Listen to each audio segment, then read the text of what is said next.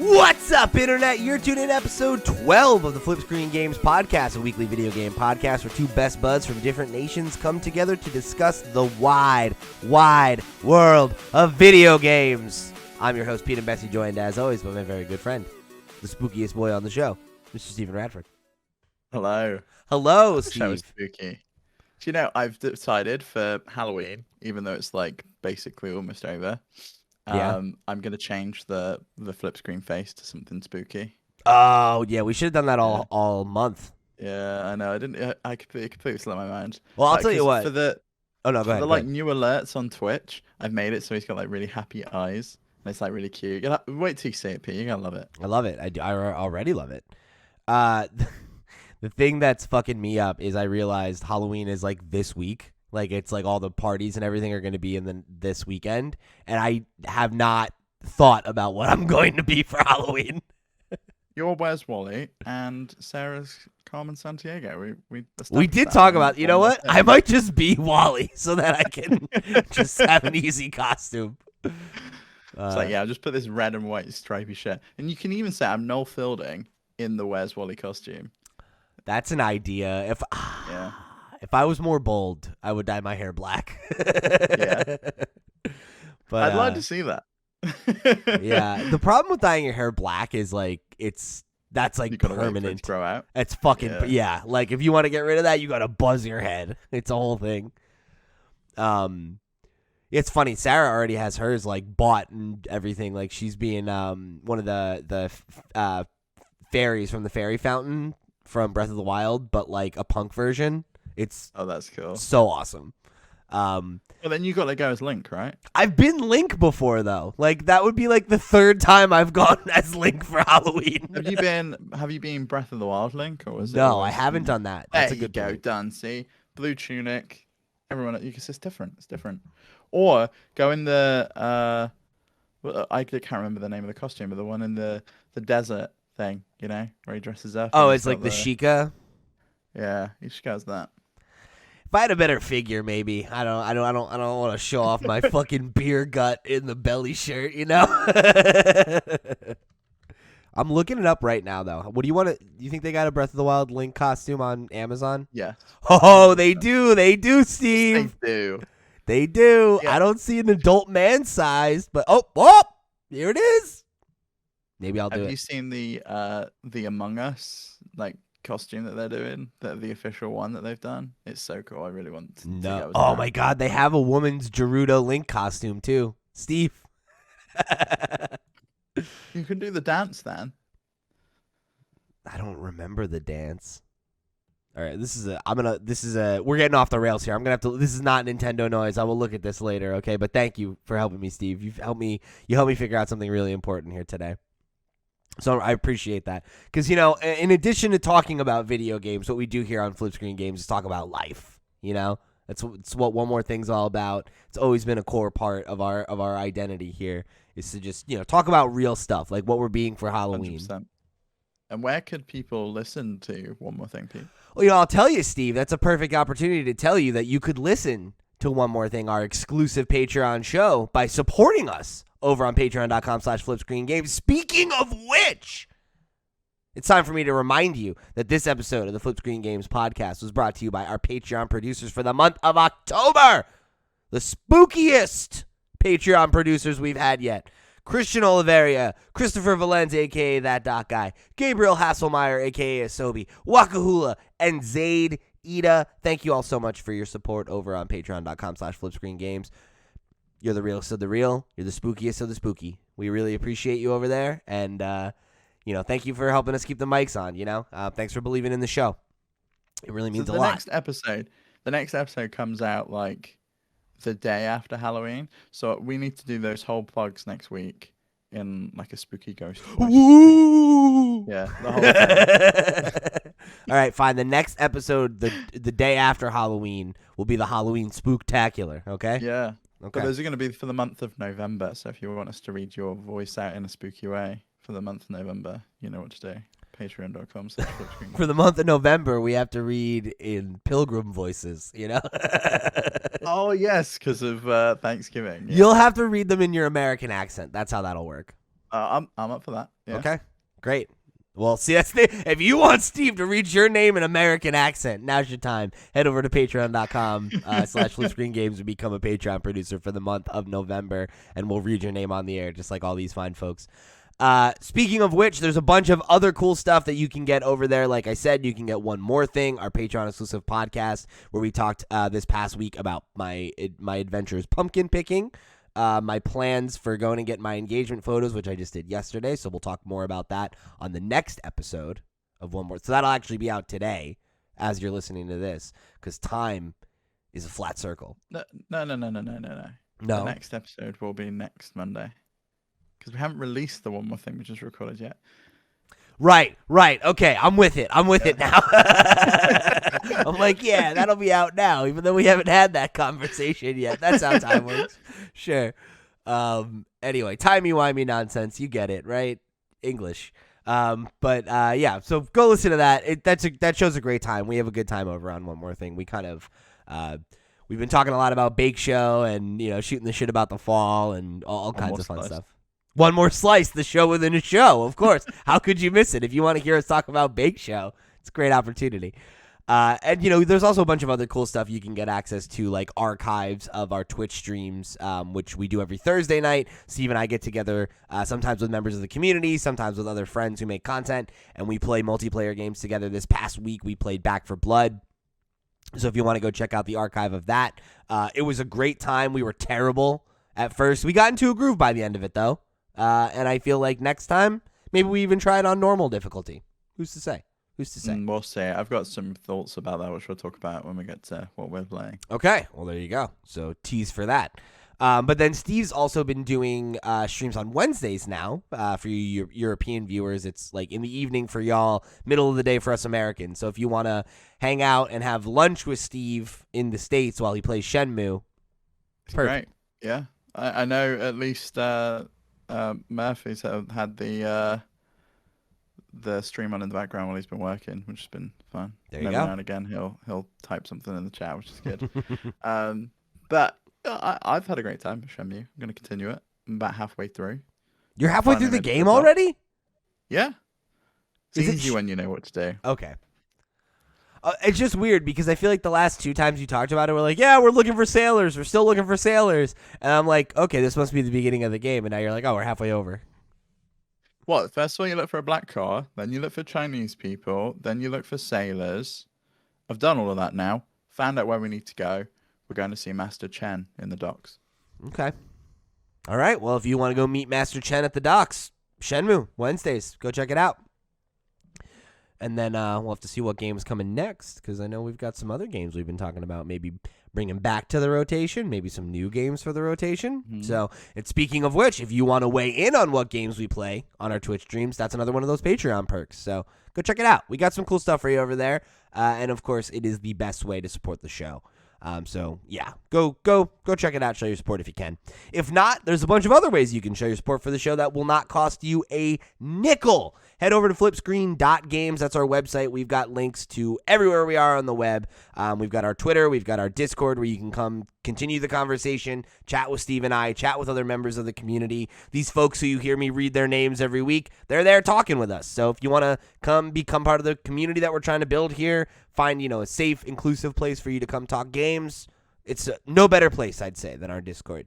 And then last but not least, you can write into the show at questions@flipscreen.games or by hitting us up on Twitter or Discord and get your thoughts read on the air during our talking points or during our question block. So the talking point is our main topic where we'll usually tease that out, let everybody kind of weigh in on the story. But then the question block, you could write in with your own questions. So if you've got a question that it's just burning in the back of your little brain and you feel like you need, your two video game dads, Pete and Steve, to weigh in on, this is your opportunity, right? So write in. We'd love to hear from you. We always love hearing from you folks, especially folks who haven't written in before. So, I'm going to issue that challenge again. If you've been a long-time listener and we've never heard your voice on the show, never heard your name uttered from my sweet, sweet lips, write in, okay? I want to hear it. So, that's enough about lips and writing and whatever the fuck I was talking about. Let's talk about video games, right? This week, we both streamed some Back 4 Blood. I want to start there. This is my first time playing the game. I was been looking forward to this one. Was a big fan of Left 4 Dead 2 back in the day. I know you had already played some of it. That was my first time kind of just jumping in. I skipped all the tutorials, so bit of a learning curve. But I gotta say, I think it feels really good. You know, like I think that, you know, even while we were streaming, we were talking about how I think there's definitely room for improvement. There's room for iteration. There's room for adding more stuff over time, like kind of keeping the game alive as, you know, more of a platform or whatever. But for an initial offering, like I feel like it's hitting all the right notes. You know, it feels like Left 4 Dead in the ways that I remember. It feels like what I remember playing Left 4 Dead being like, you know? And I think with a game that's either a reboot or a spiritual successor or whatever, that's like really the bar you want to hit, right? Is I have nostalgia for this. Does this feel like it lives up to that? Or is it like, oh, right, this isn't actually as good as I remember it? And I feel like it falls squarely on the right side of that fence for me. Yeah, no, I agree. I think it kind of feels similar to how Metroid Dread landed, which is very much it. It could easily have just been called Left 4 Dead 3, I think, Sure. and people would have been like, yeah, this is the next entry in the Left 4 Dead series. I think there are some things that we spoke about on stream. Like I used to love the Left 4 Dead. It was each thing was like a separate movie, and you picked to do that Yeah. campaign, and each thing had like different vibes and different things that would happen, and different storylines and different things that you would have to do. This is just one long campaign that you can play, acts 1 to 4, and each act has a fairly lengthy number of missions that you go on, and each mission has different things to do. So like we did the first one, which is very much just like get to the end. We did the one with the boat where you have to explode the boat and get off the boat and Run across the bridge and everything. run across the bridge. Yeah. We also did the one where you have to go and rescue people and get them to the safe room. So there's a quite wide variety of things you have to do. And then on top of that, it adds this like card deck building element, which I think is really, really cool, where no two runs are the same because it adds in these like cards that are kind of like negative actions or additional things that you have to do, and then you can also pick and choose from your own deck that you've built out, which you get by spending the supply points that you get from going on the missions. You can acquire new cards, And you can like and they find give cards you, in the field too. yeah, which is really cool. And they give you different things, like you might get like a health buff, or it might show you where copper is, which is the currency within the game world, and things like that, which really helps as it goes along. And some of those are for everyone, so the whole team, and some of those are just for you, which I really like as well. And I like some of them are like they have a lot of variance between them, like right where there is like the, you know, the type of thing that you said where it will just kind of give you a passive buff, but then like I had a perk where it was like, oh, like your melee, right? Like, because you can have a melee weapon, but then you also have like the standard thing that is in it, like every first person shooter where like you click the stick and you punch, right? Or you can like push zombies away from you.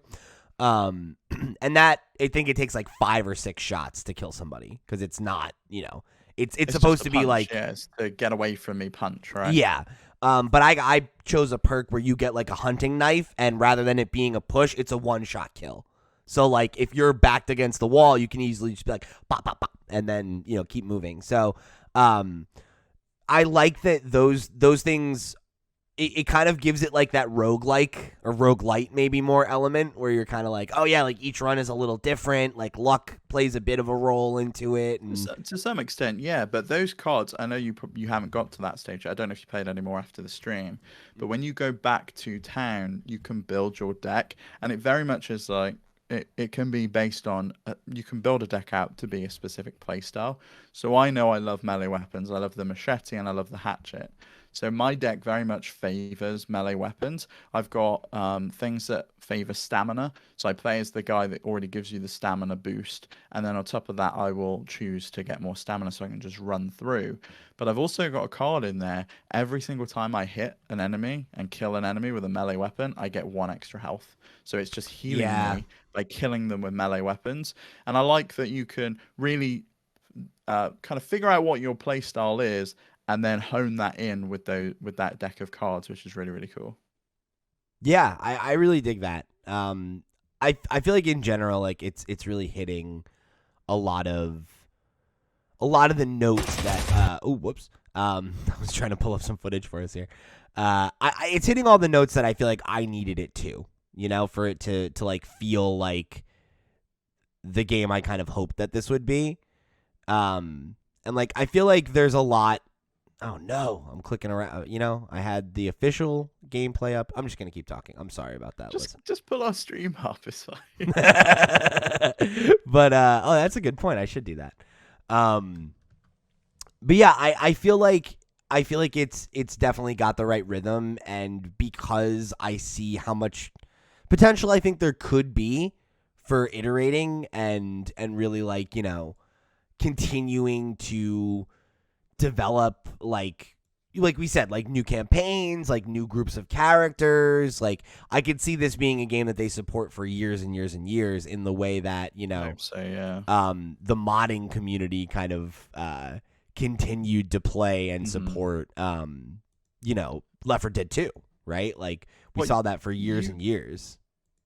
You had the idea of what if they did some tie-ins with other IP and license, say, the Walking Dead, and bring some of those characters and some of those story arcs in and make it feel like it's in that world, because I think that could be a really cool idea, and it gets people back into the game and excited about it. You could tie it in with a new season of the Walking Dead. Not anymore. That show's ending. Okay, well, whatever the other one is, like they did another spin-off, right? That's basically the same show. Oh yeah. There is a spin-off. You're right. But yeah, right. Like I think that would be something that would be really easy to do.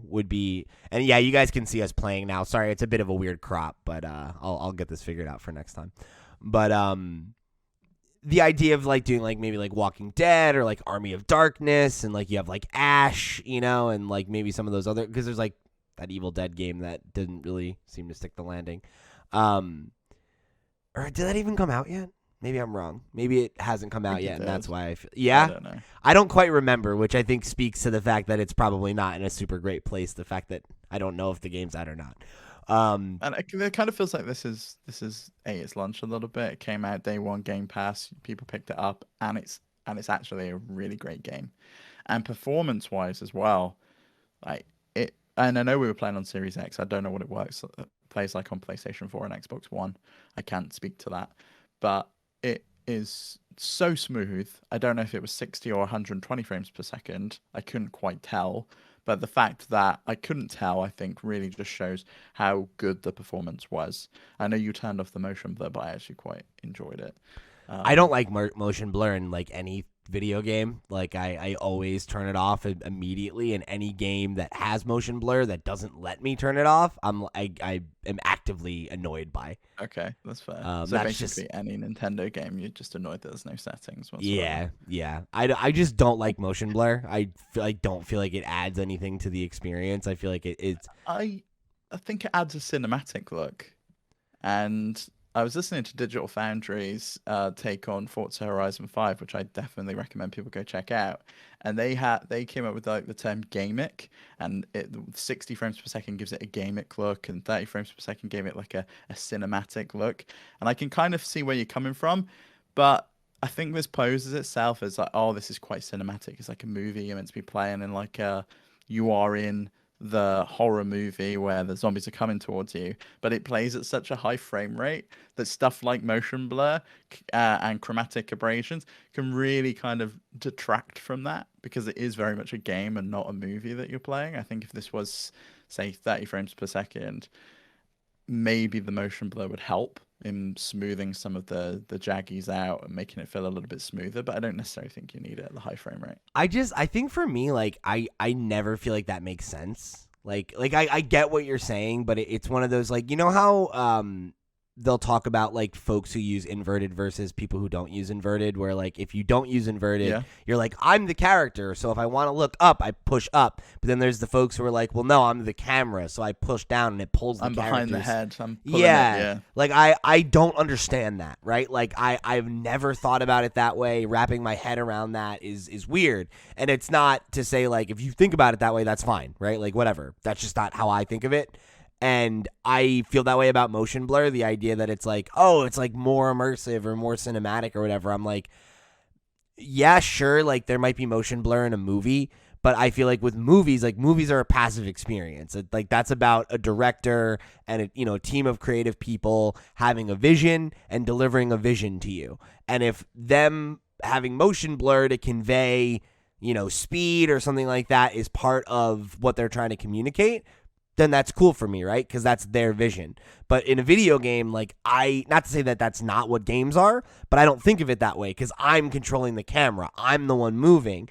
And like when I think of the way that I look around with my eyes in the real world, there isn't motion blur, right? Like that's not a thing. No, if I think it is. I don't have there it. is motion blur. Maybe it's just my move. eyes, but like when I turn my head, like I don't feel like I'm moving my head around the mic too. Sorry. I don't feel like I see things blur, right? Like my eye just either glides or it stays on something and I move and so like it just doesn't work with the way that I think of vision. So like whenever if you were seeing it as maybe a camera, it would work. What about in third-person games where you very much are controlling a camera and you're swinging a camera around a character? It bothers me less in those games because if I'm swinging a camera around a character to see behind them, I'm like, well, this isn't how I look, right? Like I feel like that degree of separation helps for me a little bit for some reason. Okay, that's interesting. So I want to talk about some of the things that bother me about this game because it's not perfect by any means, but it is great. It's really solid for launch. I think the thing. For day one, it's in a good spot. Yeah, I agree, and I think there's definitely room for improvement. I think some of the menu stuff, the fact that I don't like this in a game. I don't know how you feel when you have to walk around an area to access different parts of a menu system. I kind of just want it to be tabbed. Yeah, and you're like in the camp and you have to walk to a specific tent to kind of find out, oh, I need to go to this tent to build my deck. I need to go over here to start a campaign. It's just like, I just want a menu where I click start campaign or build deck.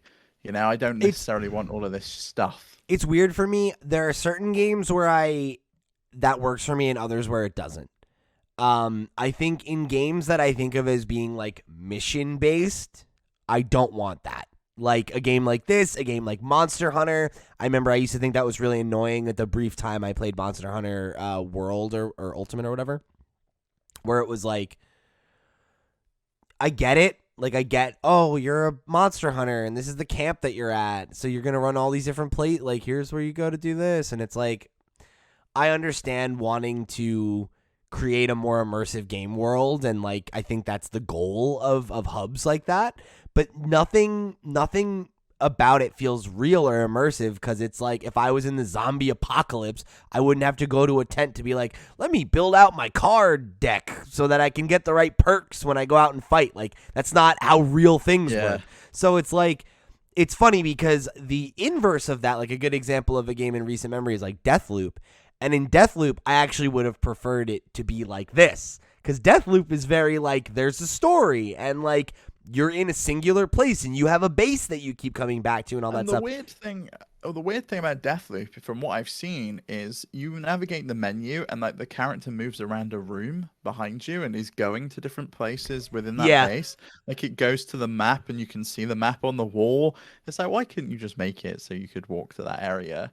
And that's the thing I think I just want choice, because like Splatoon does this thing as well, where you're in the Inkopolis Square and you can go to the end section or you can go to the stores. And some areas you have to walk to them, like Krusty Sean's. You have to walk to the guy that scrubs your clothes. I don't love it in Splatoon either. Yeah, but for the most part, I can just click Y and I can just navigate through a menu, and I think that's what I want. Here, you have to go to the tent and then it brings up the menu and you can navigate around, which I didn't necessarily like all that much. But another thing I will say really has kind of annoyed me is the matchmaking is non-existent. I haven't figured out how to play with random players. It always, when I do single player, plays with just bots, and the bots suck. Like they are the worst AI dumb. Going. You were sat on the floor at one point, like just shoot. I guess you weren't even shooting because you had a melee weapon. Yeah. And the bot was doing absolutely nothing to try and rescue you. Standing next to me, not saving me, and I was like, "What are you doing, man?" Like, and like, So I had to run in and come and try and save you, and it sucked, right? And so I know from experience because me and my brother played, and we both died. You respawn as one of the bots. You can take them over. The bots, they oh, that's won't cool. like die permanently, which is cool. However, those bots are so fucking dumb. They not once change their gun for a better gun. They don't hold any items, so you're left with absolutely nothing. It's like, why? That's the thing that you can see them fixing too, right? Like you can improve the Yes. AI. Like those are things that are not small complaints, but they're things that can definitely get better with patches too.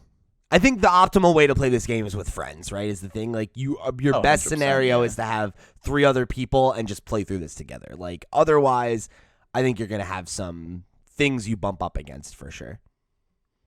Yeah, absolutely. And then I guess the final point that I have issue with is the difficulty levels. I think the ramp up from casual difficulty to normal difficulty It's is too huge. high. It's a huge Absolutely difference. massive gap. And the fact that the only way to turn friendly fire off is to dip down to easy mode, I think sucks. And I would like to Yeah. have the option to have more granular control, like turn friendly fire off on the medium mode, and then maybe we could have coped with the just constant onslaught of Right, zombies that yeah, was because seemingly coming. that was the thing was we were still learning, and it's like it was too easy on easy mode, but like normal, we were not together enough to do it without killing each other. And it's like, okay, like I need somewhere between these two things so I can get more comfortable. And I feel like now maybe we're at that place, but like I would like, I don't know, I would like a little bit more control there, I think. Well, we didn't even realize friendly fire was on, and you were just shooting me. Yeah, And when I I was hit you like, with the bat and my at one point, it was yeah, like, oh, my whoops. character, my character was like, "Hey, who's shooting me? Hey, stop hitting me!" And I'm like, "Yeah, I just see my health just slowly going down," and I'm like, "This is fucking great." Yeah, that was rough. Yeah, so I mean, I'd say overall initial impressions strong. You know, like it's definitely not like a 10 out of 10 experience right now, but I think the bones of it are very strong. I think it's worth picking up and playing right now, especially if you have Game Pass. And it's a game that I think, you know, if it continues to have an audience and it continues to have interest behind it, I think the ceiling for where it could go from here is actually very high.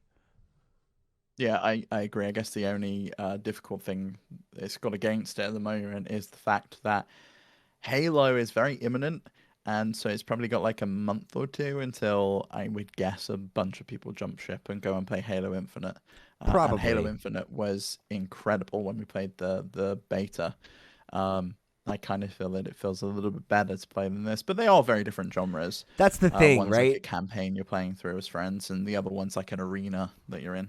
I think that is something that Back for Blood has going for it is I don't feel like there are many popular PvE games, right? Where it's like the whole point of it is to team up and tackle an objective together rather than, multiplayer, player versus player stuff. Mm-hmm. So hopefully, yeah, I think you're right. I think Halo will probably take a little bit of attention away from it, but hopefully it has carved out enough of a niche and an audience at that point that, even if folks like us maybe are like, okay, we're done for now, we're going to go play Halo, but like a couple months from now, something new comes out and we're like, oh yeah, let's get back in and do the new campaign and Back for Blood, or, oh, there's new cleaners, let's jump in and try them out, I could see that being the case. Mm-hmm. All right, so where do we go now? We got 2 other games we got to talk to that are old games that we've been talking about. We can either talk about Metroid or Disco. Where do you want to go? Well, I mean, you finished Metroid, so I think you should probably talk about that, right? Yeah, finished it. Sure, yeah. No, I haven't finished Metroid yet, but I'm getting there. I'm closing in. Yeah, have you reached the bit where it says you're ready for the final battle? No. Okay. But I'm getting there. I know I'm making progress. The last thing I did was I got the gravity suit. And I think that's one of the last upgrades you get. I think it may be the last upgrade you get. So there you go. So I'm almost there. I think I've got 1 Emmy left to kill, maybe 2. And then Have you done blue and purple? Those are the final 2. I did the blue one. I think the purple got one one is the left, one I'm then. on right now. I think that's the one Yeah, you that one's need a the bitch. gravity suit to beat. Yeah. He's so overpowered. It's ridiculous. Can Yeah, scan across the whole map. He's got insane projectile attacks. It's bullshit. Yeah, that's just a run and hope for the best situation. But you're still enjoying it? Yeah. I mean, I wouldn't be playing it if I wasn't. You know, like it's interesting. True. I definitely still have problems with it. Like there are things about it that are creating friction points for me, or like I'm bouncing up against it in ways I don't necessarily always appreciate. Like I think I've hit the point, especially I think the last Emmy was the breaking point for me where I'm like, okay, I'm done with this. Like this is annoying now. You know, like this last one where like I didn't have the gravity suit and it's like, okay, you know, he can scan the entire area. He has a projectile attack. He can move at full speed through the water while I'm fucking slogging through it. Oh, that one. Yeah, I hate that shit. I was like, this is just annoying. Like, they already have an inherent advantage over me, and it was doing that same bullshit where he spawned in the same place every fucking time, so it took me like 10 times to get through this. You know, it's just like, I've oscillated between being like, I really like this mechanic. This mechanic is annoying. I get new abilities. Oh, I really like this again. I'm back to I'm fucking done with this. I don't like that the abilities come from the Emmys. I really don't. And as much as I think it's fucking weird, and I know people have told me it's because she's a Chozo and this is a Chozo planet, I still think it's bizarre that all of her abilities and suits are just floating around this random world. You got to get past that. I was gonna say I prefer that to getting them from an Emmy, which kind of just feels like, so I just like magically put my hands on this thing and I absorb the power. Just stole its powers. Yeah, it's like it's bizarre versus finding in a little sphere somewhere in the world on one of those like Egyptian statues that's just holding it out for me on a platter. It's so funny that's where like I'm getting caught up. Like I'm like whatever, I don't care. Like the story is whatever. Like it's not that I don't like it, but it's like it's just. Feels like a means to an end. That's what I said about Fusion, and everyone had a go at me. I was like, the story's just like, I don't care about the story. Well, no, my thing is that, like, I don't really know what's happened. Like, you know, like, I know what it's told me, but, like, I haven't played the 4 other games in this franchise. Like, it is what it is. But, yeah, it's like, it's little things like that. Like, it's little quality of life things that I find myself, like, brushing up against. Like, I'm not the first person to say this, I know, but, like, why does the double jump work that way? You know, like, I don't understand. Like, I know that that's just the double jump. It's awful. Like, I know that that's just how you jump in Metroid. Right? No, the thing that drives me nuts is that it's not the way that every double jump in every video game ever made that's not this game works. Where I press A, and then while I'm in the air, or it's B, I guess, I press B, and then I press it a second time, and then I jump again. Right? That's how double jumps work in every other video game. Yeah. In this one, there's a timing on it. It's like jump, jump, jump, jump, and you have to be in that rhythm. And it's like I actually don't think there is. I think you have to be pushing the stick in a certain direction. The directional, right. That too. That's also dumb. But either way, so maybe it's not the rhythm thing. But either way, it's obtuse and it doesn't feel normal. And I've had multiple situations where I've been like, I've missed a jump because I get the rhythm on it wrong, or like I'm running and I'm like, oh, I'm not pushing a directional because why would I have to do that? And I don't do the jump right or whatever. And it's like, okay, Emmy got me again. Great. You know, just things like that where I'm just like, why does it work this way? Like, just because this is how it's worked in the last 4, like this was a perfect opportunity for innovation, was to make this jump less obtuse and less stiff. Have you got the infinite jump yet? Yeah, I just got that last night. It's fucking insane. I can't believe, like, I'm just darting all over the map now. Like, boop, it's boop, great. Boop, boop, boop. But that's where I was getting to the point of, like, I feel incredible. I can just do anything. I've got the screw attack, and I can just jump on enemies and they die, and I can just jump anywhere I want. And I've got the dash, which turns into the shine spark, and I can get into areas that I couldn't get into before. I had my run with this game, and I was just like, I'm done after the run. I know a lot of people have gone back, and as is traditional with Metroid, you try and get quicker and quicker and quicker because you get different screens at the end. And there's obviously all the power-ups you can go back and find. What percentage of items did you have when you finished? Do you know? 49%. Wow, okay. Where are you with it? I don't know where I am with it now, but I know Okay. I'm I was curious when you get to the end, your time is and where you yeah. are. Because something Chewy pointed out was, and I don't think he realized that the time in the map and the time in the menus and all of that stuff and the time in cutscenes doesn't count towards your playtime. Because obviously after the 10 days waiting period that Nintendo makes you wait so you can see the time in your profile on the Switch was over, and I found out, and Chewy found out, that we'd played this game for over 20 hours. But the playtime we both got was around about 11 to 12. Yeah. And obviously, there's a big disparity, which means we spent like 8 hours in cutscenes and menus, which is insane. And I'm not sure 100% how accurate that is, because it doesn't feel right to me that we spent 8 hours in menus. I do not feel I spent that much time looking at the map, but maybe I did. And I think it kind of gives people a skewed opinion when they hear that, oh, you can beat this game in 7 hours, you can beat this game in 11 hours. Yeah, technically you could if you knew exactly where you were going, but you're gonna be looking at But you menus, you're won't. gonna be watching cutscenes. It is, I think, for most people who haven't really got much experience with a Metroid game, a 20-hour game from the beginning. Probably. Closer to that anyway, I would think. I mean, cuz I had that moment with things as well where like I booted up the game a couple sessions in, right, and I hit a point where I was done for the night, and I was like, all right, I'm gonna save and close out because I hadn't closed the game since I started playing it, and I was like, I want to see what my percentage is, and my friend Mike had told me that it tells you that on the start screen. And I booted up and it was like, oh, you played for 3 hours and you have like 15% of the items. And I was like, fucking what? Like, I feel like I played this game for like 10 hours already. How is that possible? I know I'm further than that now. That was like, I was way earlier in the game when I last checked that. But yeah, it is interesting because I know that it doesn't, I don't know that the item percentage accounts for every, like all the power-ups and everything as well. Like I think that that's a weird skewed number as well. So yeah, it's interesting. It's because I was like, how is that possible? How have I been playing for this long and I'm 15% of the way in this game? But it's like, I'm not. I haven't gotten all of the side stuff yet, And I don't really know that I will. Like I'm going out of my way to get all the energy tanks, but I don't think you'll need them. I ended the game with 8, and I went back and looked for some because I was really struggling with that final boss battle. That's why I'm trying to do which I it think now, added so that to when my I get time. to the final boss, I have the resources I need. Yeah, because I went in with 7, I came back with 9, and I just didn't need it. I ended the fight once I finally figured it out with 6 energy tanks left.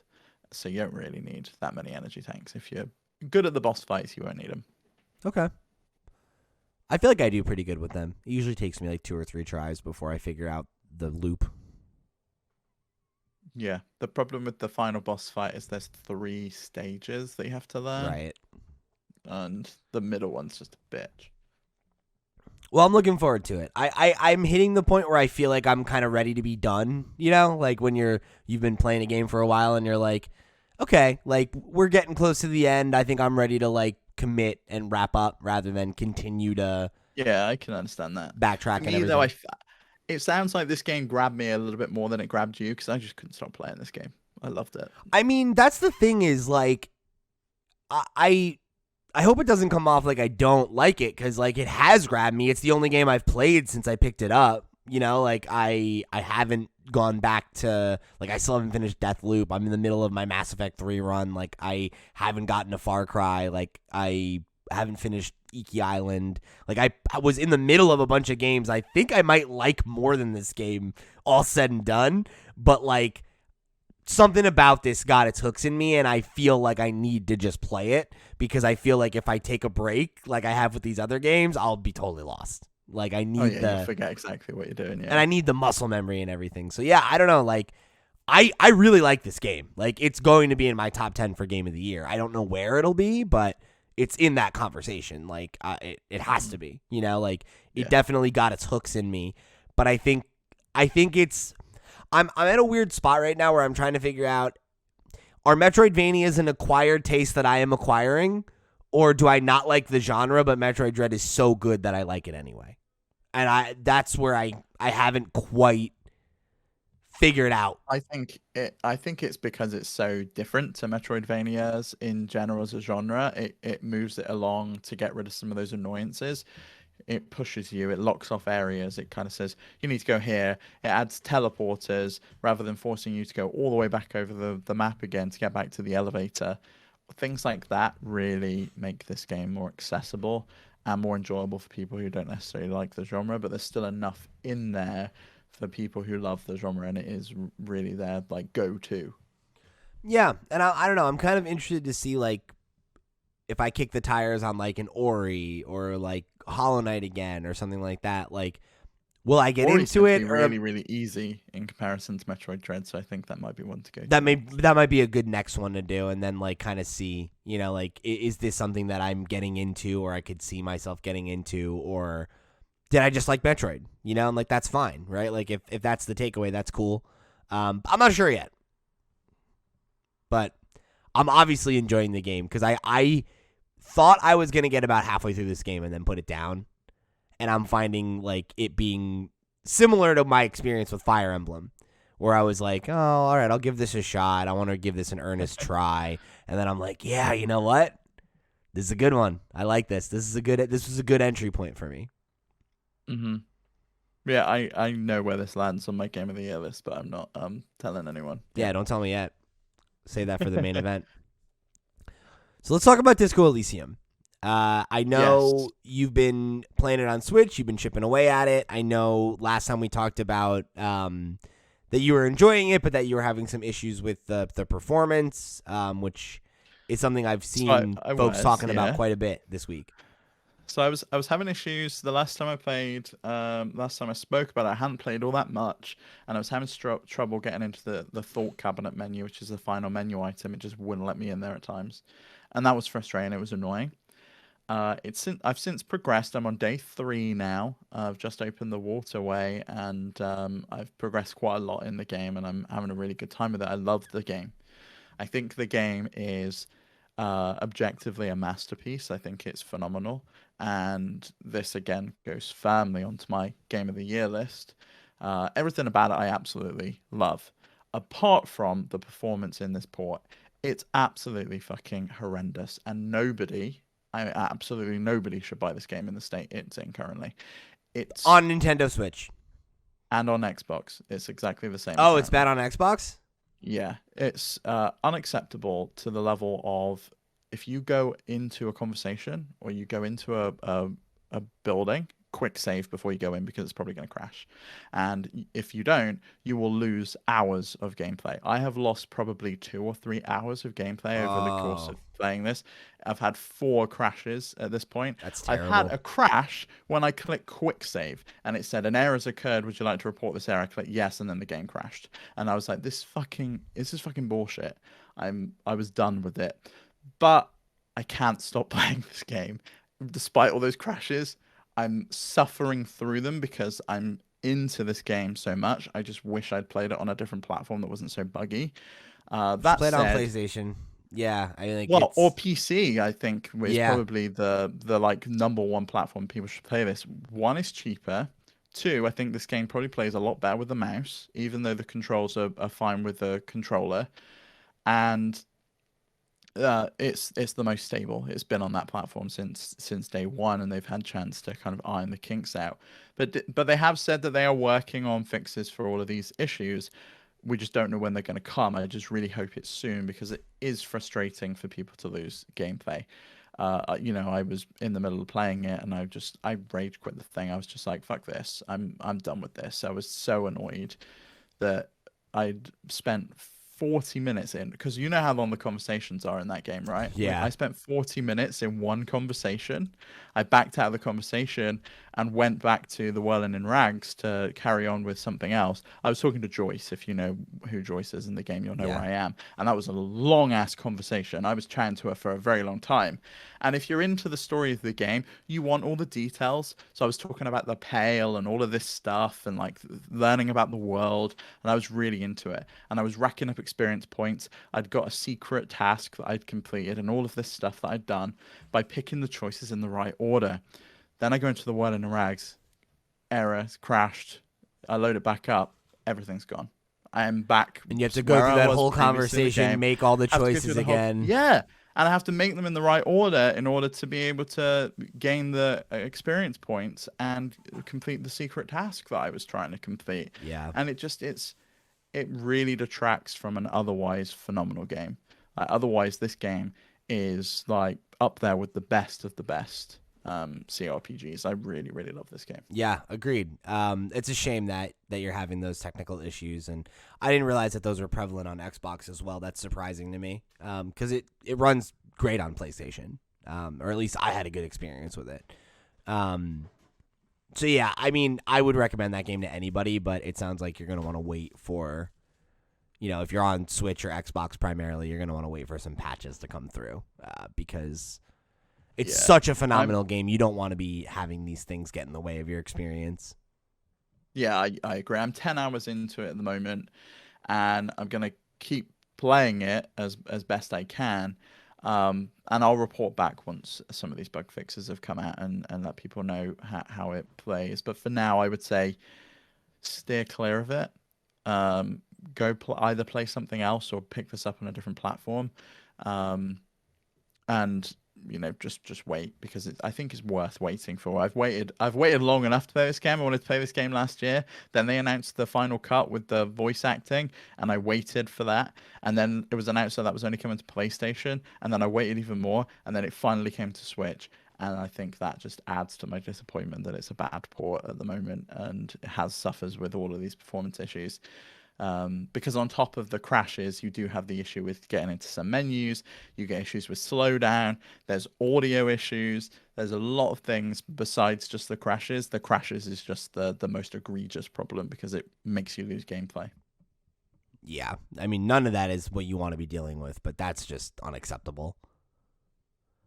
So hopefully we get that resolved sooner than later. All right, so let's jump into, I guess, the news. I don't know. There's an update this week that we wanted to talk about before we get into our talking point. We'll keep it short because there's not a ton of information here. But, obviously we're both big fans of Stardew Valley. This past week, ConcernedApe, the creator of Stardew, announced their next project, which is Haunted Chocolatier. I don't know how to say chocolatier. I think it's just Chocolatier. Oh, Chocolatier? Okay, there we go. Yeah. See, we did it. We nailed it, guys. Haunted Chocolatier. So this is a game where you are playing someone who runs like a chocolate factory inside a weird, like, old haunted mansion. It looks really interesting. Yeah, it's crazy. Yeah, so this is an action roleplay game. It's not the same as Stardew Valley at all. So I read through the FAQ because I'm a big nerd and I wanted to know all about it. And it's not his only game that he's been working on, his only project. He's been working on this in evenings and weekends for a year, and it already looks this fucking good because this guy is just that talented, and it's insane. He's a beast. He's only been working on it in spare time over the course of a year. But if you've played Moonlighter, you'll kind of get a vibe as to what this is. You go through a portal in this. First of all, you move to this new town and you find out that there's this haunted mansion castle thing. And then within that haunted mansion castle thing, there's a door you can go through to like another world. And there, I think is procedurally generated, but we don't know yet. You can attack things and pick items up and do all sorts of stuff. And you take those to your chocolate shop and you sell them. And then you can upgrade your chocolate shop and you get new spaces. And there's these cute little ghosts and it's awesome. And I really can't wait to play this game. It just has so many vibes of Stardew Valley. You get to meet people and interact with them, but there's dialogue choices. I was gonna say, there's like some deepening RPG elements. Yeah, of those social elements and everything as well, which is cool. Yeah, I'm really excited about it. I will definitely be picking this up day one, which obviously will be on PC first, which he's stated. He's definitely coming to PC. He doesn't know about other platforms yet. But interesting, it's a whole new platforms. Get the fuck out of here. It is a whole new engine that he's written, so it's gonna have to be ported. So who knows how long that time's gonna take. Interesting that he's just decided to do something fresh and something new, and has said that this is not the only project he's got in the works, but it's the one he's gonna finish first because it's a smaller game. It makes sense to me that this is what he chose to do, just because, like, I remember like reading the Stardew chapter in Jason's book, and I think he was talking about like where he was like working on this like bug catching game as like his next project and stuff like that. Like, where do you go with Stardew Valley? You know, like it's a living, breathing game. It's still getting updates. Like, I don't really feel like we need a Stardew Valley 2, right? Like maybe someday, but not now. I feel like that game is still fresh, and like there's constantly things being added to it and reasons to go back. So like, why try to iterate on what's already perfect and what's still selling, right? Like, this is a whole new idea. I'm sure that's more creatively rewarding. Like, he worked on Stardew for so fucking long too, you know? Like, I'm sure he's excited to do something different. The game multiple times, right? Stardew Valley. So I love this game. I love the look at it. I can't wait. I love the idea of just making chocolate with the ingredients you find in the world. Yeah. And meeting new people and upgrading your weapons and doing all of that stuff. It very much reminds me of Moonlighter, but has that Stardew spin on it. And I'm so curious as to whether this takes place in the Stardew universe or not. It says in the FAQ he's not ready to reveal that yet.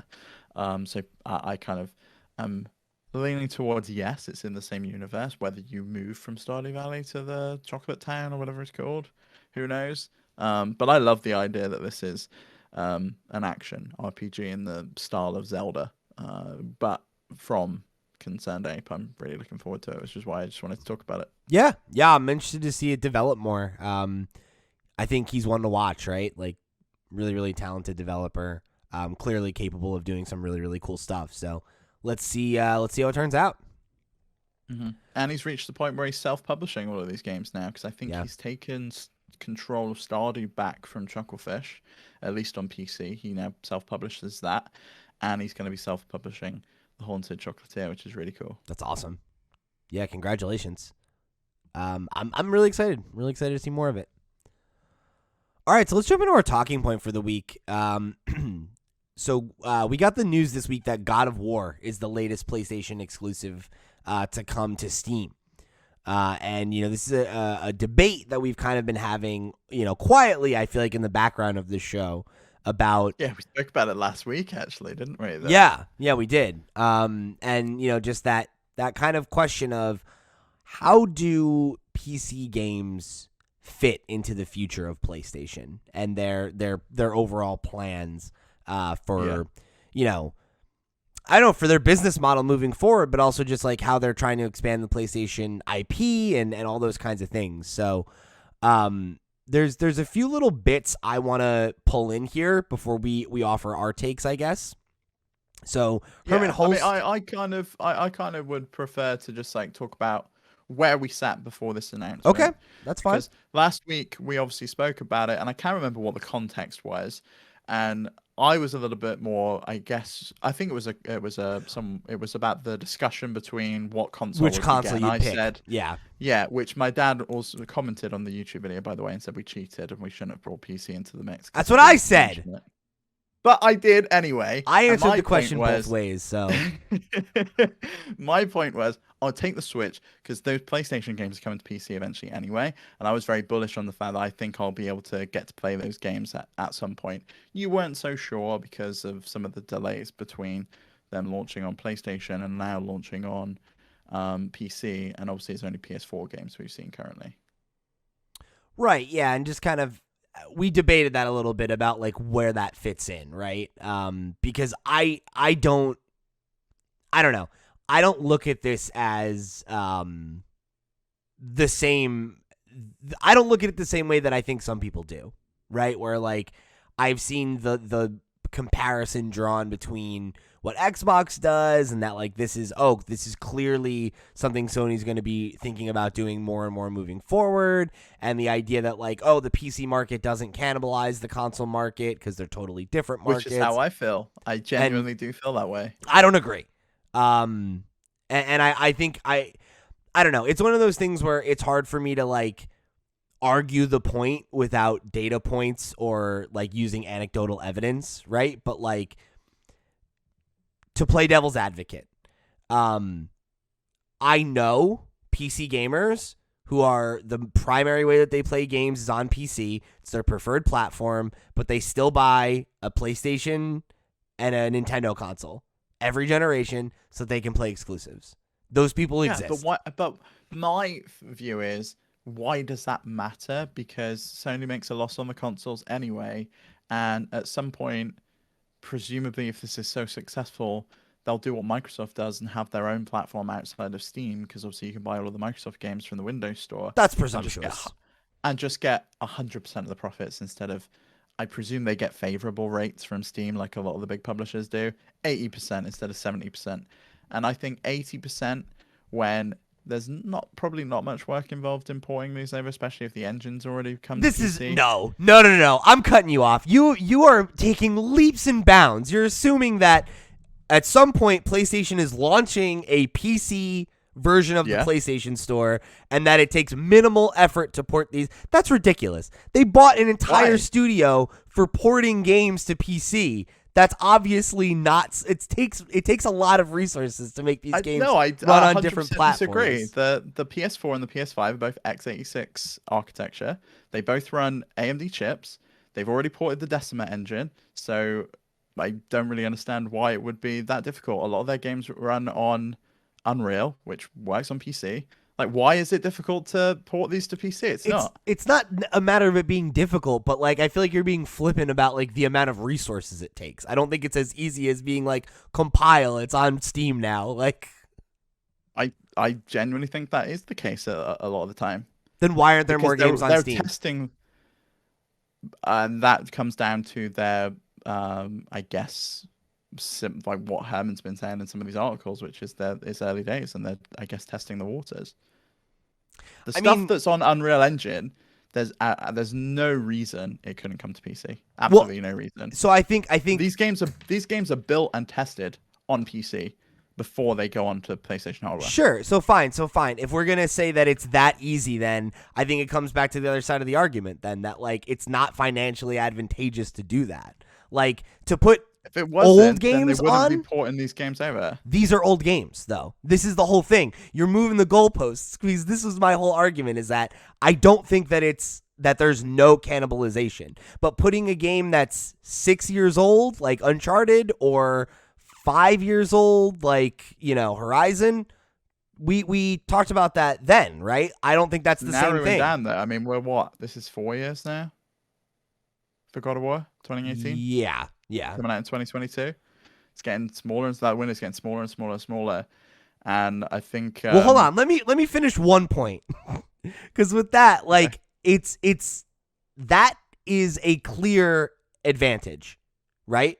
Because if you are a PC gamer who wants to play one of those games but will never buy a PlayStation, and you're willing to pay full price for it 4 to 6 years after it comes out, that argument completely makes sense to me. That's not a cannibalization of the market. That's not incentivizing someone to go buy it off platform where you get a worse cut, all those things, right?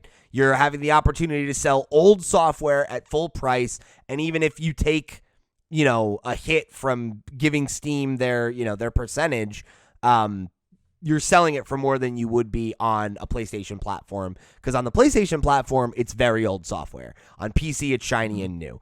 Plus, who knows? Maybe you get some folks who, buy it on PC again because they want to experience it on their high-end rig rather than playing it on... I think you will get that because obviously Uncharted 4 is coming, runs at 60 frames per second, which it never did on PlayStation 4, and I just don't think it does on PS5. I don't think they did a PS5 upgrade. I don't think it does either. So yeah, that's all great. But again, this is old software that they're able to re-leverage for a new market. Now, this was the other thing that you said, right? Why does it matter for them to sell the hardware because they sell the hardware at a loss? That ignores the entire business model of consoles. Is that if they sell you the PlayStation 5 at a loss, right, and then they start making a profit after you buy the one game, every game you buy on the platform after that is money in their pocket. And the idea that... It's your argument of if you're a PC player, you're only buying these for the exclusives, you're buying like maybe 4, 5 exclusives. I think in the PS4 generation they spoke about is only after game 7 that they really start making money. So they're making a loss on you for basically the entire generation, because the rest of the time you're going to buy your games on Steam because your PC rig's better. You could probably get the games for cheaper. And that assumes that you're only going to buy such a, like, I don't see I feel like that's such a small Venn diagram of the person who's like, yes, I bought a PlayStation for exclusives, but I'm only going to play like 2 of them, right? Like, no.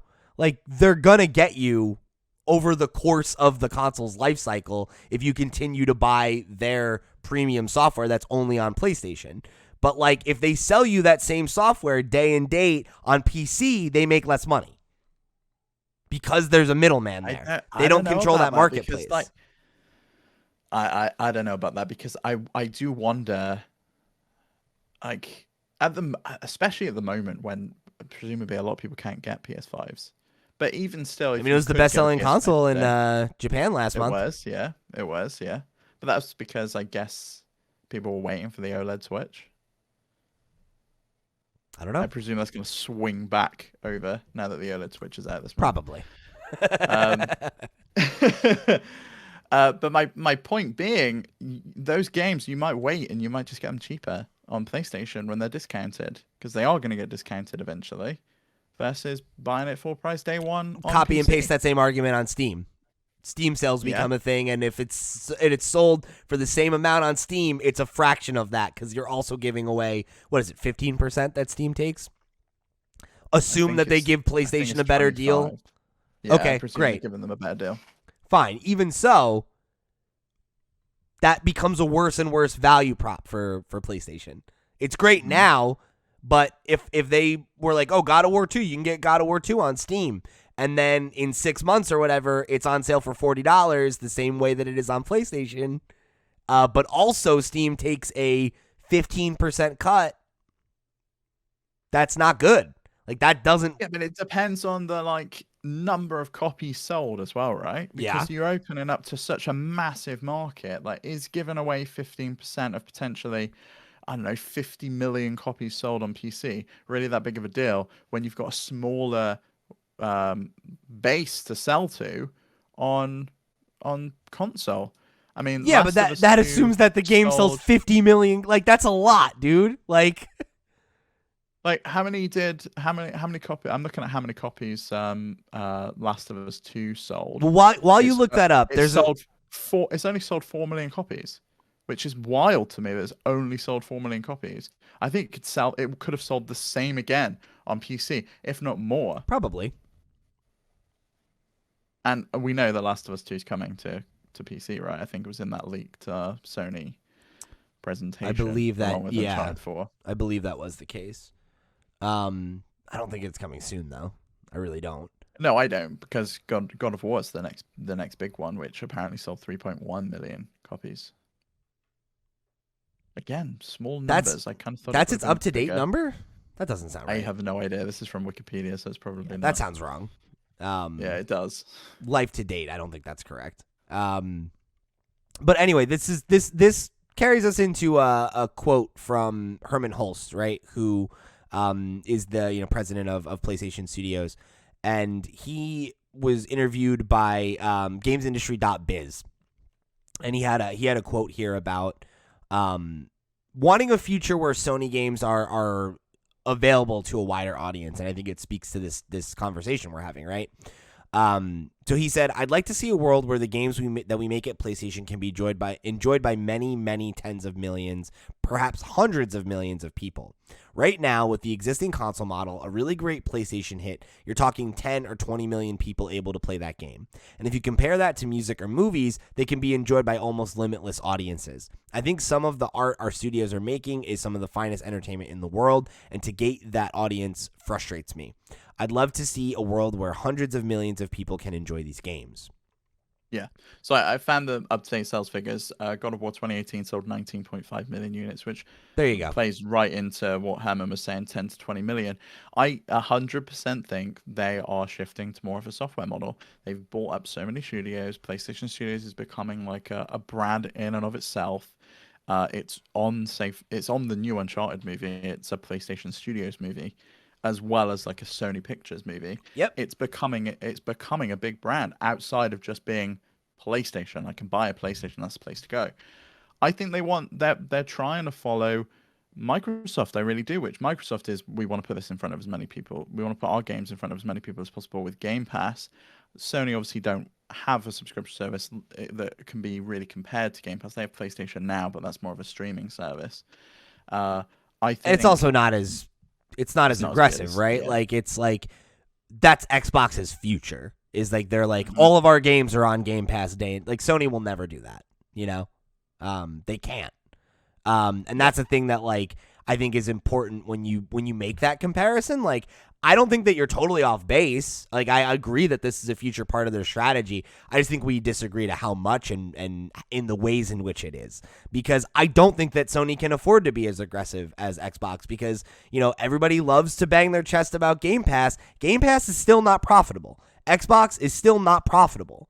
Right? Like Xbox is able to exist by the grace of the fact that they are owned by a fucking $1 trillion company, which is one of the two people that sell computers. Like Microsoft is enormous. And Microsoft, you know, for years, for the almost the entirety of the Xbox One era, Microsoft leadership thought about spinning off, closing down, or selling off Xbox because it is not profitable, and it has never been profitable. Sony and the PlayStation are profitable, and that is an important wrinkle. You know who else does this exact same model? Nintendo, and Nintendo is also profitable. So we can talk all day about innovation and Microsoft's strategy. It has not paid dividends for them in the same way that it has for Nintendo and Sony. To be fair, they haven't been in the game as long. There are a lot of factors that play into that. But like Sony has built value around the IP that they have cultivated and around the PlayStation brand in a way that like when you say PlayStation, nobody in the fucking world doesn't think the box. Mm-hmm. And I'm not saying that has to be the case forever, but like I think for what we're talking about to be the case, a lot of things need to change over the course of this generation. And that's not to say that they can't. I don't necessarily think they will.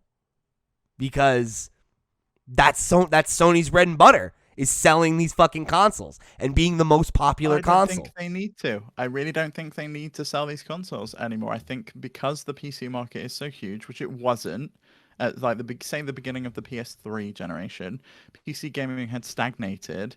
No one was really playing it anymore. It was the console level, and it's only really been through the course of the PS3 and the PS4 generation that PC gaming has taken off again. I mean, Steam launched within that time. It became the de facto marketplace to buy games.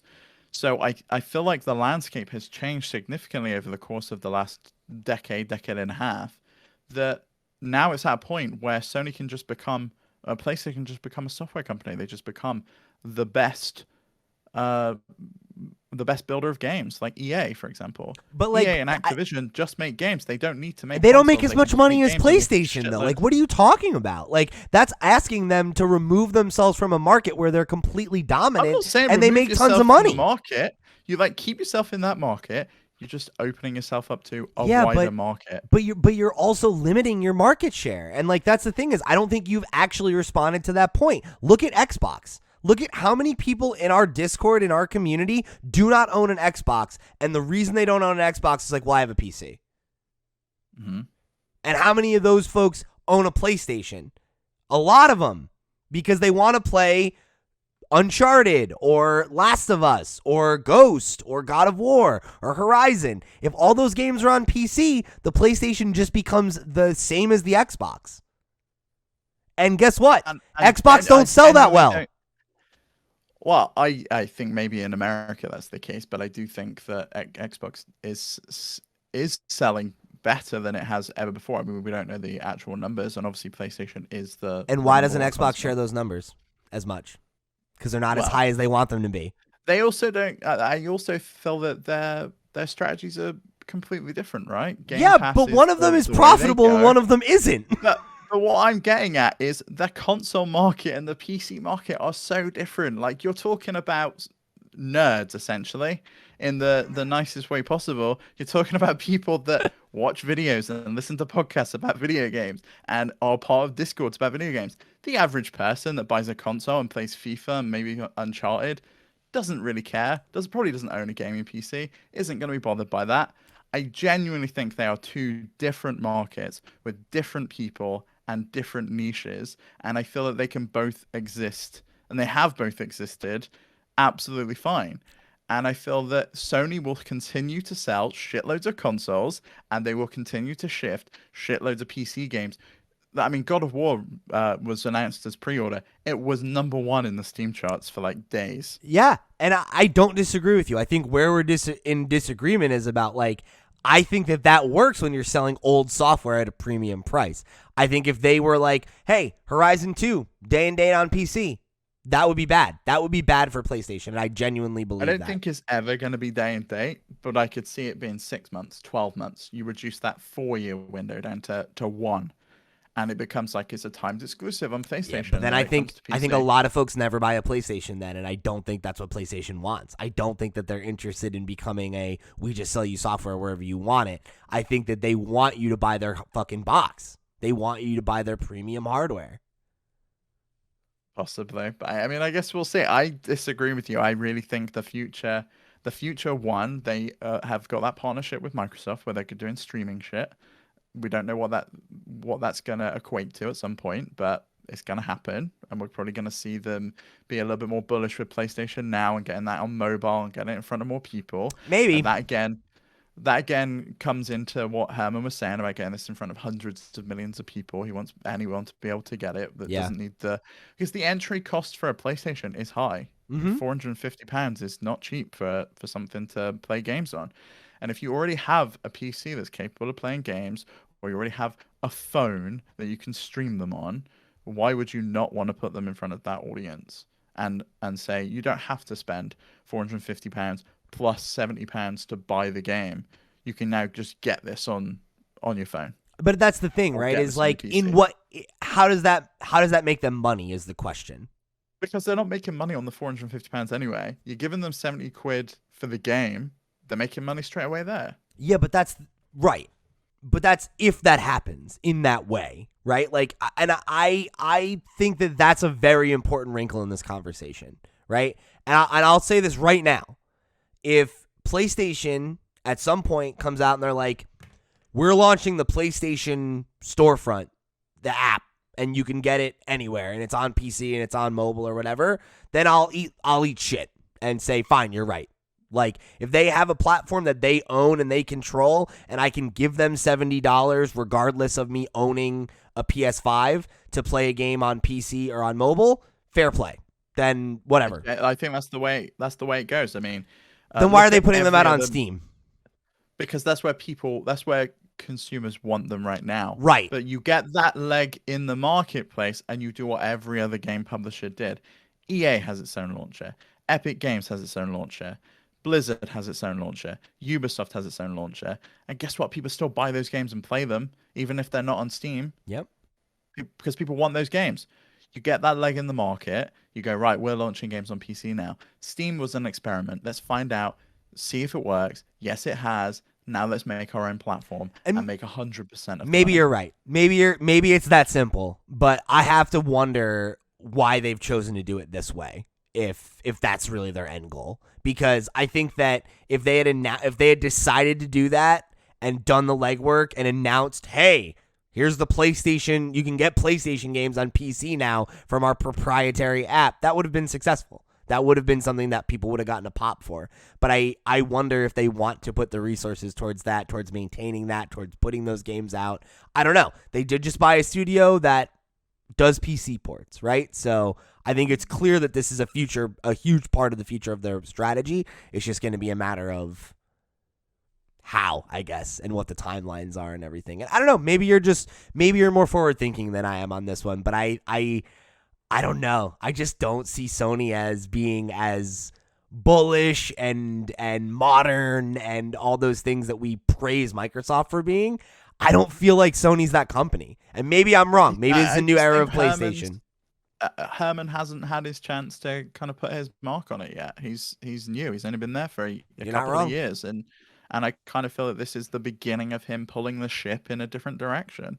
It takes a while, and I think now we're kind of seeing his vision, which he's spoken about in multiple interviews. He had the interview with the PlayStation blog where he said something similar. Had the interview with Kimberly Wallace at Game Informer where he said something similar, and the one with Games Industry.biz that we spoke about. He's saying the same stuff over and over again. That PC is a platform and is a part of the strategy. We just don't know how big of a part it is yet, and I kind of feel that it is going to be a huge part of the way they go, and maybe they're testing the waters right now. Who knows? We'll see. Yeah, I mean, I think you make some compelling points. I don't necessarily agree with all of them, but I think that they're. I think what you're saying makes sense. It's just a matter of, I guess, if that's where they're trying to go. You know, if that's where they see the industry going, I guess. Which is, I guess, tough for me because I really don't think there's any evidence to show that the industry is going that way. Xbox is trying to go there. No, not like to software only in that way. I think the mobile gaming market, and the fact that, say, Genshin Impact, the biggest platform is mobile, and it's basically a console game on mobile. Yeah, but goes to show how many people do want to play that kind of game on other platforms. You're right, but I think that comes back to the argument you yourself made earlier, where like I don't think that you can look at the mobile market and be like we can glean anything about the video game market from the mobile market. I think, and I've made this before and it sounds like a joke, but I genuinely feel this way. I feel like the mobile market is to the video game market as pornography is to the movie industry. Like, they're not really the same fucking thing. And yeah, there's a huge number of people that want to play mobile games. I don't think that a high percentage of those people are people that can be courted by PlayStation or Xbox or Nintendo in the traditional way that we're talking about. I don't feel like there's a huge number of people that follow I played Genshin Impact on my mobile device, so I went and bought an Xbox. I don't think that that's like a pipeline that really exists. I would love to see those figures because I bet there are people who started Genshin on mobile and then move to another platform. I think that's probably true, but I bet those people already play video games in a traditional way. Yeah. I don't think that there are mobile first players who are then like, I like this video game thing. I'm going to go buy a Nintendo Switch. And I might be wrong. I'm sure there are folks like that, but I bet there's people that got into like, say, Animal Crossing Pocket Camp and then was just like, maybe there's a full one of these games and maybe I so. buy it and I need a console to get it. And you're probably right about that. But I don't know. Like I feel like it's not I feel like it's tough for me to look at that and be like, yes, like this is data that we can act on here in this other market where people pay for premium products. People in the mobile market don't want to pay for anything. That's why microtransactions exist. You know, like it's hard for me to say like we can look at that person and then be like, how do we get this person to go from spending no money or like lots of money over the course of months to be like, what if you gave us $70 up front? Or what if you bought a $500 or $300 piece of hardware so that you could play games on? Like, I don't think that person likes to play games like that, though. Is the thing. That's what they're trying to do is reduce that barrier for entry. You know, Herman said he doesn't want to gate. Yeah, but does the person who wants to play Candy Crush in the doctor's office want to play a fucking 40-hour game on their phone? Like Last of Us? Like, I don't think so. I kind of see that. I kind of think that there are a bunch of people who play big games on their phone that aren't just Candy Crush. There are a lot of games outside of just like casual stuff now. Like what? Fortnite, like what games? There's tons of people that were playing Fortnite on their phone. Yeah, but Fortnite's free. Yeah. And Fortnite's like a cultural icon. Like, you play Fortnite to hang out with people. That's like a thing, right? Like, young people who don't even really fucking care about Fortnite play it together. Like another platform to prove that people don't necessarily people that play games don't necessarily just play them on console. Yeah, they you're can right. play them in other places. And PC, like, I don't know how big. I don't have the stats on PC gaming, but I know it's massive. I know it's huge. It is. And to just have a tiny little slice of that, I mean, obviously people were interested in these Sony games, and I know you say that it's because they're old ones, but if they're that old and people have already played them, why would they buy them again? I guess maybe they want to play them with the higher performance, but I kind of feel that a bunch of people missed out on these because they didn't have a PlayStation, and now's their opportunity to play them. And you're totally right about that. I just think this is a safe way to do it, right? Because it doesn't cannibalize PlayStation's business model.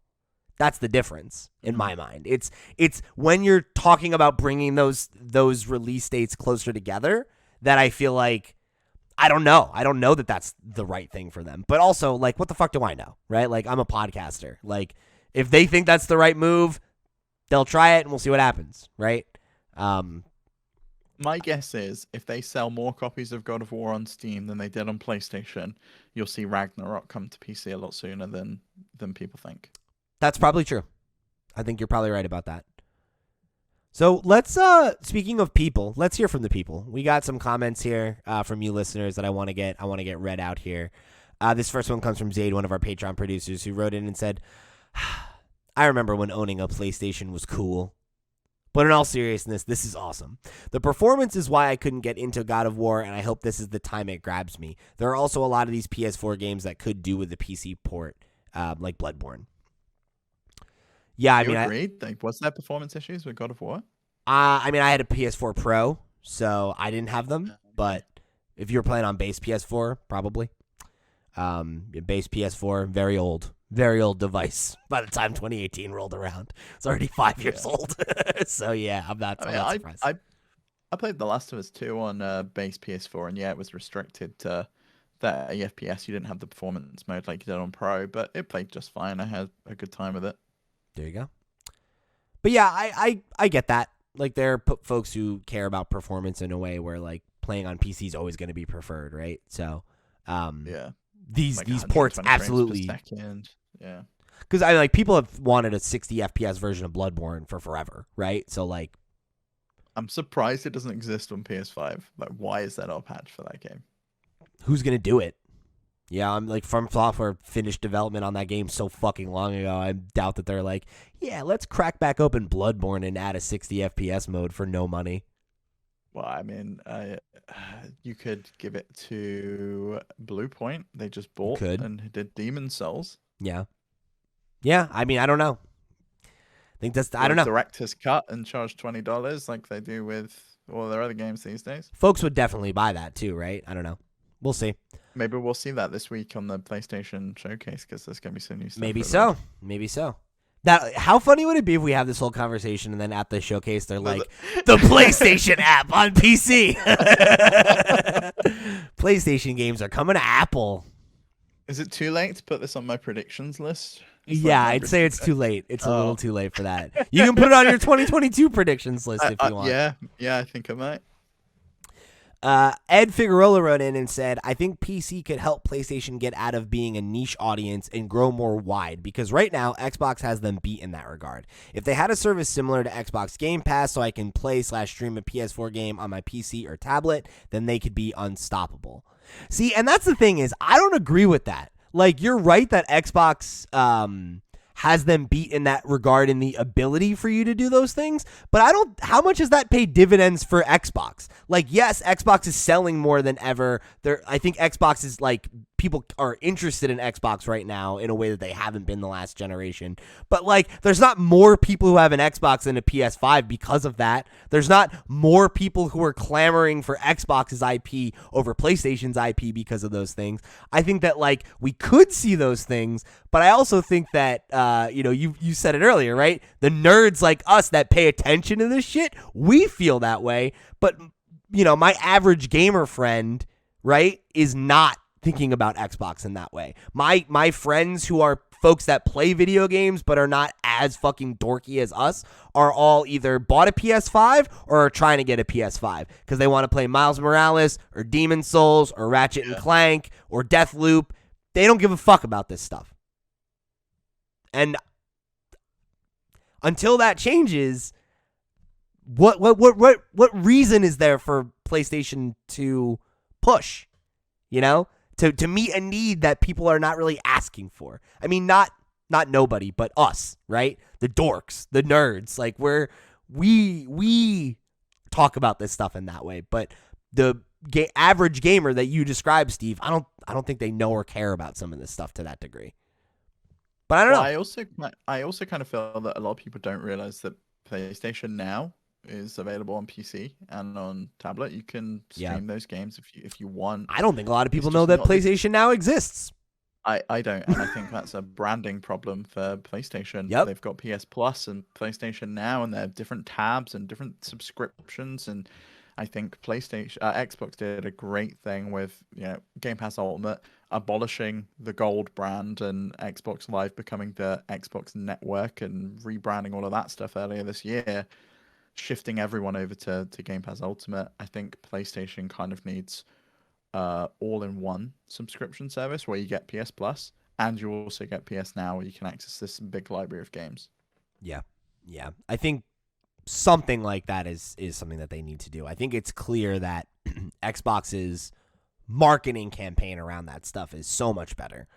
That's why we talk about it all the time. We talk about Game Pass all the time, and the royal we in that one. Like, we as gamers, nobody fucking talks about PS Now like that. Nobody. But again, it's worth reminding, Game Pass became what it is because Microsoft is willing to eat shit on not making a profit and to spend billions and billions of dollars acquiring studios and games to put on Game Pass. Yes, that is true. But you keep saying Xbox doesn't make a profit, but I don't know how much that matters to Microsoft in the grand scheme of things, because in the short term, their shareholders care that the stock price keeps going up and up and up, and presumably that keeps going up and up and up because they like what they're doing, not only with Xbox but with Windows and I don't know, fucking Office and Microsoft Teams and all the other boring shit that they do, and they are on a win-win. They make money if you have a PC because you have to buy a copy of Windows in order to play these games. Yeah. And they make money if you play them on Xbox. So they're making money from Sony games at some point. It's indirectly, right? And that's the thing, though. I agree with you for now, but do they feel that way 5 years from now? Do they feel that way 10 years from now? Do they feel that way if Phil Spencer leaves or gets outed? I don't think he's getting outed anytime soon, but I did see. I didn't say soon. That they hit their they missed their targets for year-on-year growth, but they still by had a significant percentage. But I mean, they still had a year-on-year growth of 37%, which is insane.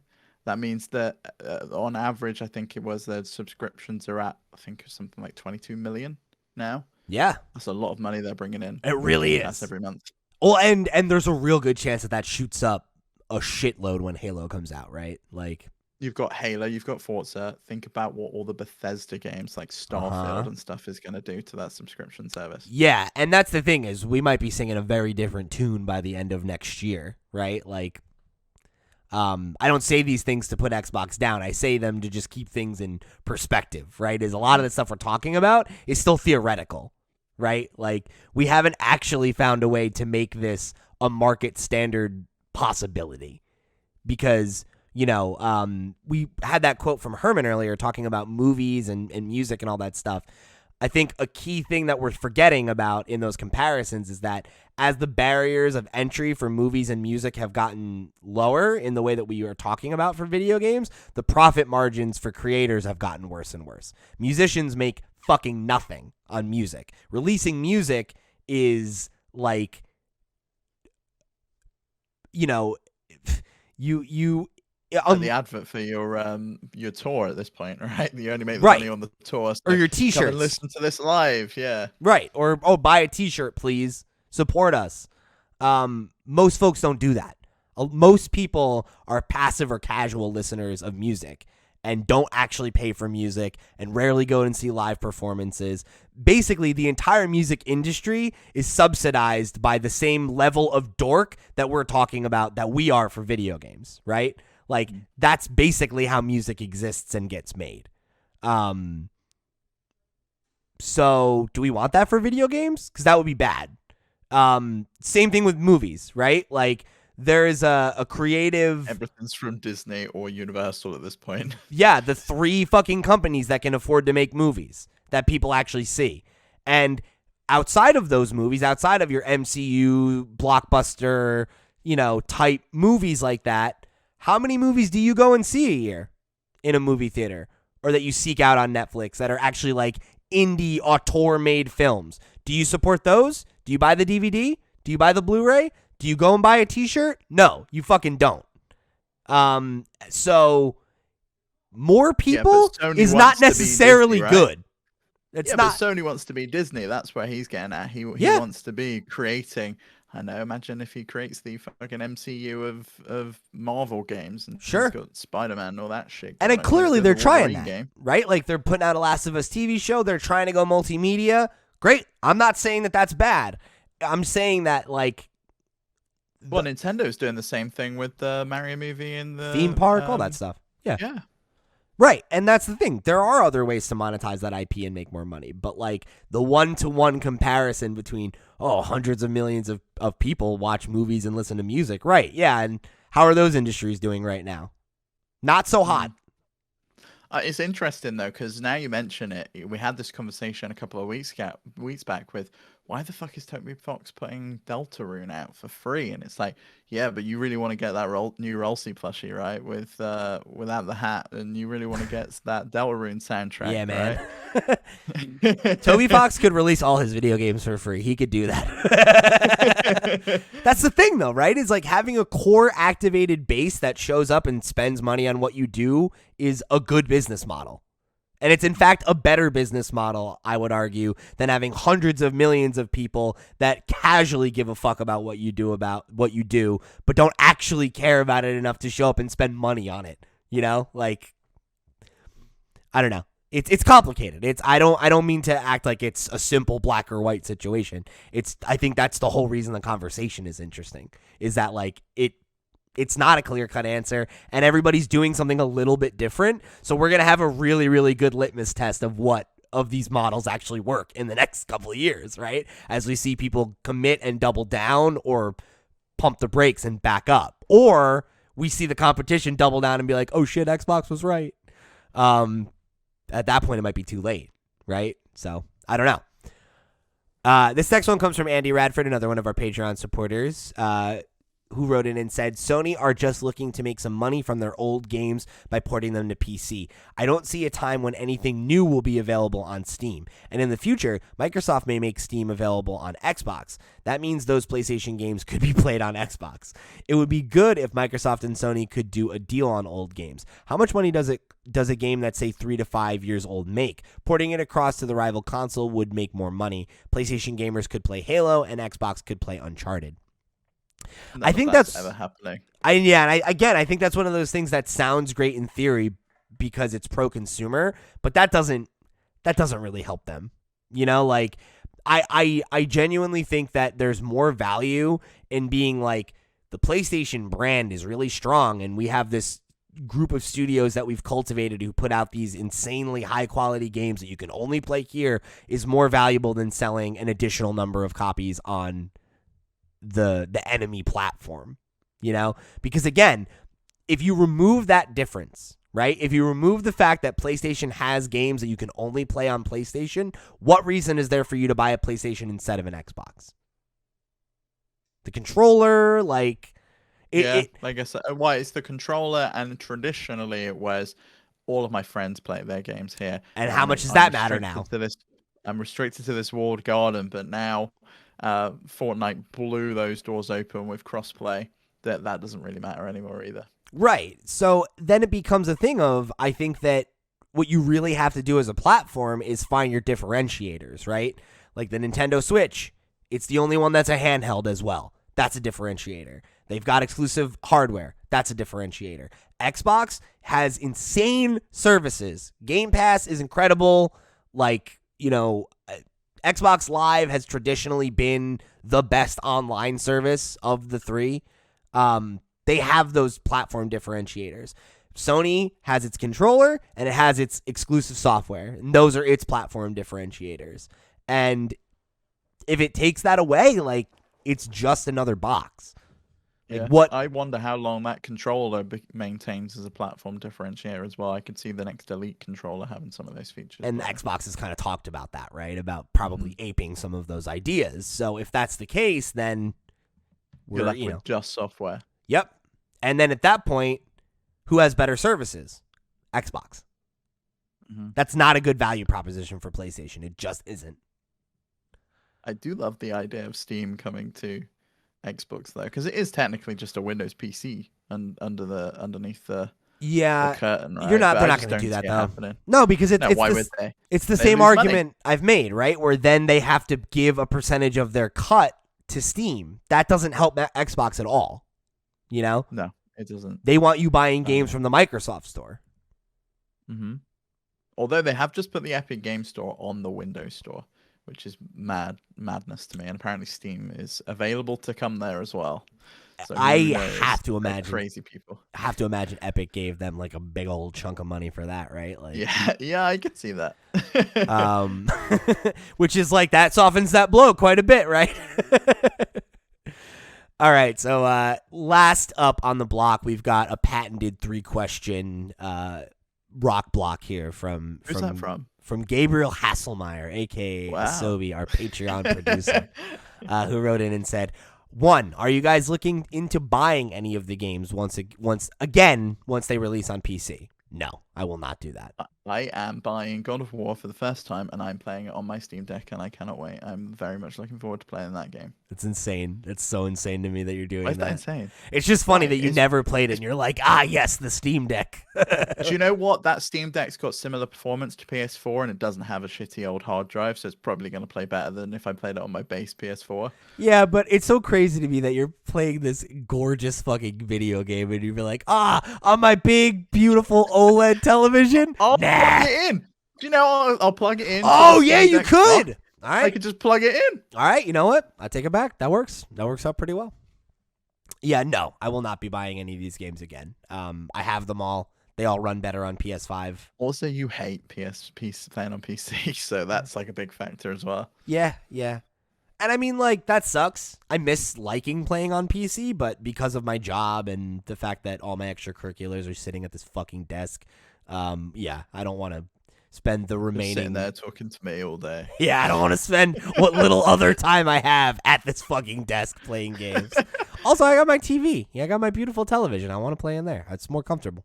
I know, yeah. I played Back for Blood downstairs on that TV, and I was like, oh, yes, I'm so glad I'm not playing it on my shitty little spare one in the office. Yep.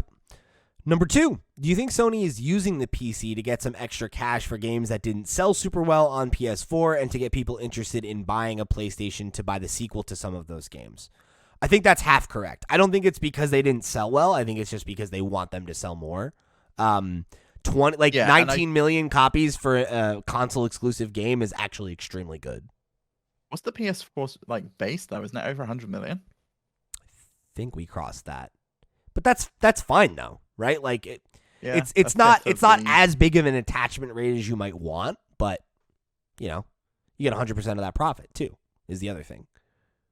Yeah, that makes it's kind of wild then in that case the attachment rates you get for some Nintendo Switch games. I mean, look at Smash, dude. It's like 50% attachment rate. That's like unheard of is the thing, right? Like that's insane.